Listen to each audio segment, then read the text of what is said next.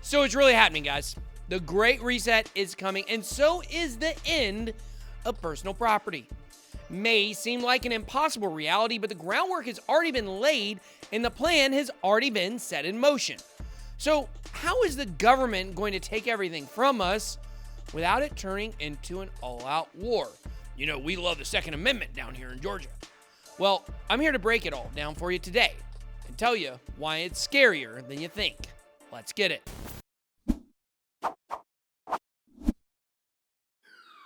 BitSwap is the hottest new way to trade tokens.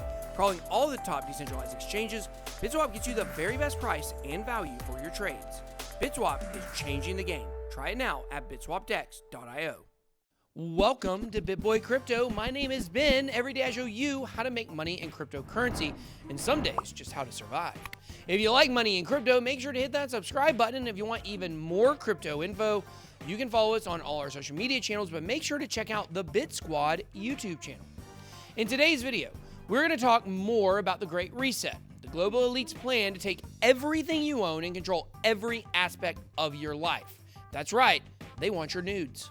In case you missed my last video detailing the plan the global elite has for us with the Global Reset, you can check it out here. So, as I said in the last video, the vision that the World Economic Forum has for our future is a world where we do not own anything anymore, especially not our houses or transportation. Well, of course, except for our bikes, we need those. So this begs the question, if we don't own everything, then who does? Well, the obvious answer is the global elites, the New World Order, aka the government. So how the heck is this going to happen?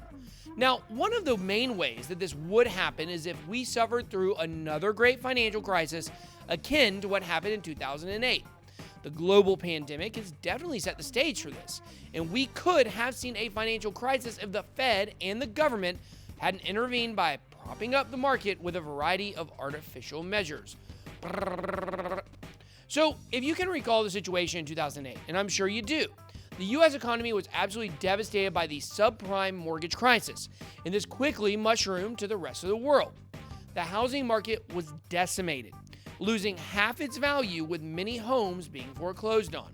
And if you want to see a movie that really puts all of this to explanation, check out the film The Big Short. During this time, the corporate hemorrhaging soon spread to other industries, including the auto industry. The big three automakers were in big trouble, and the government had to step in and bail them out. Fast forward to 2020, and we're in an eerily similar situation, which has only been aggravated by the global pandemic. I think it's been aggravating for all of us. But many industries are on the verge of bankruptcy, and the industries that are staying afloat are actually in dire straits when you look at their balance sheets. Corporate debt is at an all-time high, and consumer debt isn't much better. Housing prices throughout the U.S. are going through the roof, with some markets like New York and San Francisco pricing themselves into the stratosphere, pushing out a lot of homeowners and pushing others into mortgages way over their heads. Almost like that's the plan. The backbone of our economy is asset prices like homes and cars, which are the two largest assets that most people ever invest in. This type of asset bubble isn't sustainable, and eventually, something's got to give, just like in 2008. This can't last forever. So with a lot of these corporations on the brink of bankruptcy and a lot of regular people at risk of losing their homes because they can no longer afford to make payments on their mortgages, this creates another perfect storm for the Fed to step in and buy up all of those assets. The corporations are desperate to do anything to avoid going bankrupt, and the people would do anything to keep from being kicked out of their homes. So if the Fed offered a way out, everyone would take it. If the major automakers and the majority of homeowners were in the Fed's pockets and their assets were now on the Fed's balance sheet, it creates the perfect situation for MMT. In case you guys aren't familiar with MMT, it stands for Modern Monetary Theory. MMT is defined as macroeconomic theory that describes currency as a public monopoly. Cites unemployment as evidence that a currency monopoly is overly restricting the supply of the financial assets needed to pay taxes and satisfy fiscal savings desires. This means that any government spending can be paid for the creation of money, and that the purpose of taxes is to limit inflation by controlling the money supply. I don't know if that's what I signed up for. The larger the assets held by the Fed and the larger the government's debt, the closer we get towards MMT, which is the foundation of the Great Reset's plan for people to own nothing, and the powers that be owning everything. According to an article from Bond Economics, the starting point for MMT macroeconomics is to use the accounting procedure of consolidation, combining the balance sheets of the central bank and the fiscal arm of the government. So that is exactly how this will go down, guys. Another great financial crisis would hit, and all of the major assets of both regular Americans and corporate America will be in a desperate situation. But this time, instead of getting bailed out, the Fed simply buys up these assets. The government, in an effort to minimize its own debt, capitalizes on the situation and merges with the Fed. So the Fed's assets would cancel out the government's debt, and all of the cars and homes, along with the automakers, tech companies, banks, etc., will be the property of the U.S. government. Poof. Suddenly, all of what seemed to be impossible insanity from the Great Reset's plan has become a reality. And you guys know now that Joe Biden's pick, no tellin' Yellen, is going to be in charge of the Treasury. She's the perfect person to marry the government's books with the Fed's books, considering she used to be the chairman of the Fed under Obama. In this plan, you own nothing and have no privacy.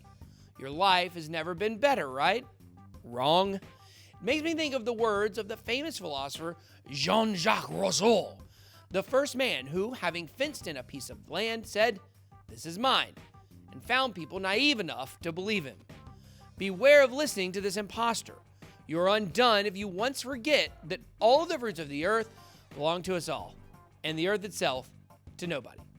That's exactly what the government thinks, that no one should own anything, and that instead it should belong to everyone. Private property is the very backbone of freedom.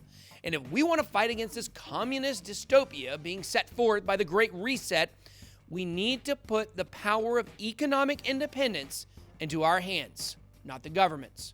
And the economic independence means that it can't ever be taken away.